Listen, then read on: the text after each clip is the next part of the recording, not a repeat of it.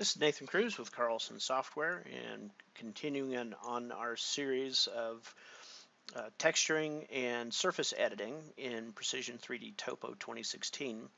What I'm going to do is show you how to very quickly fix this little parking lot problem that we have, or I should say driveway problem. So we're going to do an edit surface, and we can see right away that it's essentially a bunch of extra points that are in here. So we're just going to take them out. We could draw a polygon around here, and we could do a blend or replace that will also do about the same thing. But in this case, what I want to do is maintain the surface points from this side of the road and slope. And what I want it to do is slope more evenly all the way to the back. I don't want any points up in here because we don't want any change in grade at all. So I'm just going to go in and take all these points out, and we'll get a perfectly smooth surface. It's going to average all of those out. So we'll take that out. Go ahead and take out some more of these guys here.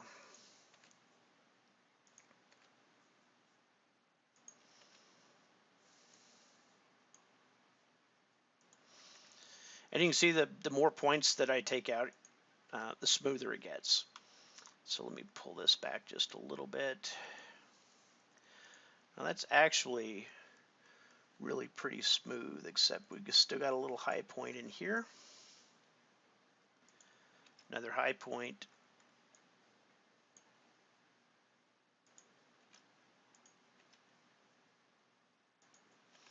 More high points. Let's see. Get rid of that guy. Don't really need him either.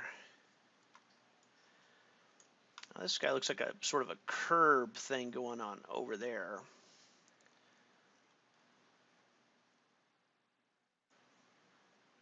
So what I'm going to do is, let's see, I'm going to make this transition a little smoother by removing this point as well.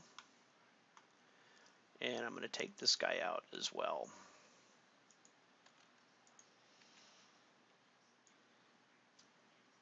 Now we're getting a curb that goes all the way across. So I've maintained my curb line here. But we still have a problem because the driveway is wanting to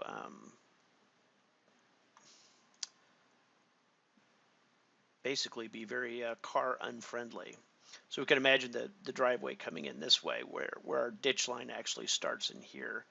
And this point looks a little bit low. So what I'm going to do is select that point or points, and I'm going to set the elevation by slope. And what I'm going to do is pick on an exemplar area where I want to maintain, where I want it to match the slope to. And so what that just did was it changed that elevation based on that slope pick, but that's not exactly what I wanted. So I'm going to hit it Control Z and take that point back up. I'm going to reselect it, and I think I'm just going to take it out because now we're going to get a nice perfect transition in here. And if I remove this points, we'll have a similar effect. So now we have our curb line, but we still sort of have a problem because we have this lip that is still there. So if we look at why that lip is there, it's probably because we have an extra point or so down in here. So I'm just going to remove that point. So that was an example of wanting to maintain this curb line, but at the same time not wanting to have it extend all the way across the parking lot. And so now that's finished, we have a perfectly smooth driveway. We've maintained our curb line as we go in through here. And now I'm going to show you how to quickly texturize these vertical concrete walls and also the ditch area inside of here. So We're going to go back to our very familiar now auto texture command, and I'm just going to pick a few guys in here. This is, I think we'll make this, we'll still leave this as grass. I think should look pretty good. Didn't quite catch all of it, so I think now that's going to be a curb part, so I'm just going to cancel out of the command there.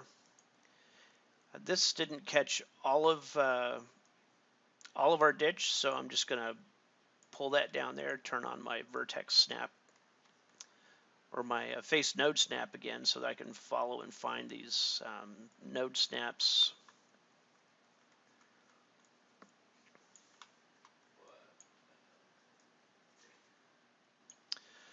Snap that guy up into there, and we're going to add a vertex here. You can see the software was previewing, I think, giving me a little bit of a hint there. Now we want to pick this guy up as well.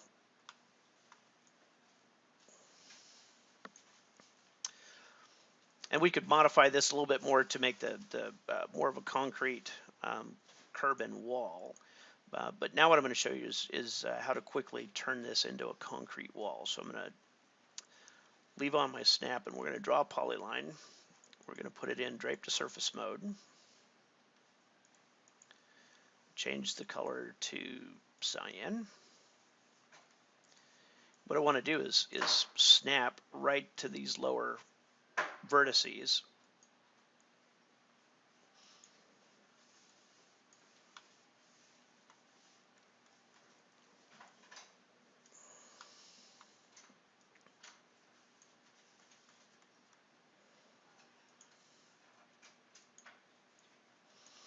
And since it's perfectly straight, I'm just going to hit close. And now we can come up above this fellow, and we'll go to the textures. We'll go to concrete. We'll select a concrete texture, and we'll simply drag and drop it onto that area. And now we have a concrete wall next to an asphalt parking lot and a grass texture area. It's pretty easy to select these textures. So once the texture's selected here, in the polyline, you roll up to the actual name of the texture, and you can modify the scale for the texture or any of the other properties. So if you want to change it for whatever reason, that's how you do that. And essentially we can do pretty much the same thing in here with the auto texturing. I am going to texture the wall first, and then we'll texture the ditch.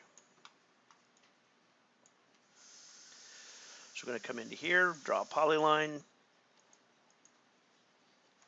We're going to make it cyan. We're going to tell it to drape to the surface.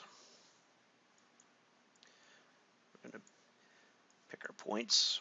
And really it's just 4 points for this nice long and extraordinarily straight wall.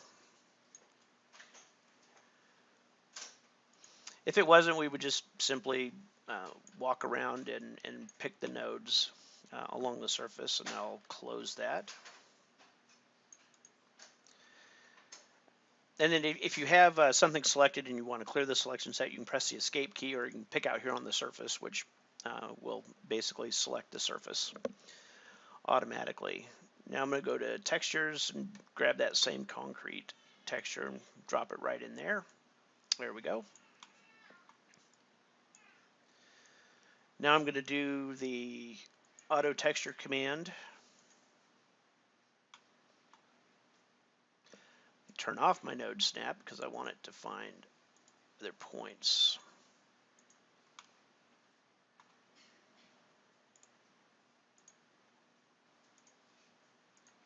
And hit apply.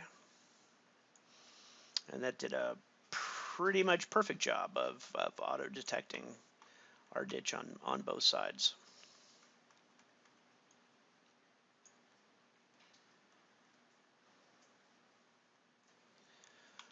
So that's a little bit more of the advanced surface editing techniques to clean up these anomalies, and that would certainly be a non-buildable surface if you were to try to export this out to a machine control, which you can do by right-clicking, and you can save and export surface. You can go out to a Carlson 10, or you can go to a TopCon TN3 file or a Trimble TTM file directly, and you'll be good to go. The other thing that you can do is just go ahead and take this and save it as a LandXML 2.0 file, and we'll call this one textures. Let's see.